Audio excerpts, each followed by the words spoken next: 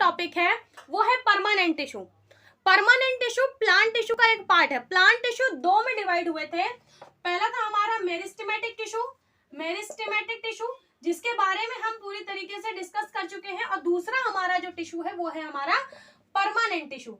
अगर हम बात करें मेरिस्टेमेटिक टिश्यू की, तो मेरिस्टेमेटिक टिश्यू के अंदर डिवाइड करने की कैपेबिलिटी थी, मतलब अपने सेल के अंदर डिवाइड करने की कैपेबिलिटी थी।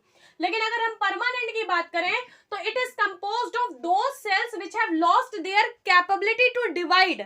मतलब ये जो परमानेंट टिश्यू होते हैं वो ऐसे सेल से मिलकर के बने हुए होते हैं जो अपनी कैपेबिलिटी खो देते हैं डिवाइड करने की, मतलब उनके अंदर अब डिवाइड होने की कैपेबिलिटी नहीं है, और ये एक तरीके से मेरिस्टेमेटिक जो होते हैं वही जाकर के परमानेंट बन जाते हैं। तो जब ये परमानेंट हो गए, अब इनके अंदर कैपेबिलिटी नहीं है डिवाइड करने की, मतलब ये ना ही अब आगे ग्रो कर सकते हैं और ना ही बढ़ सकते हैं, तो इनका जो शेप होगा, साइज होगा और थिकनेस होगी वो डेफिनेट होगी, मतलब कि निश्चित होगी। और अगर हम परमानेंट की बात करें तो परमानेंट फर्दर दो डिवीजन होते हैं परमानेंट के। पहला होता है परमानेंट की अगर हम बात करें तो इसका फर्दर दो डिवीजन होता है।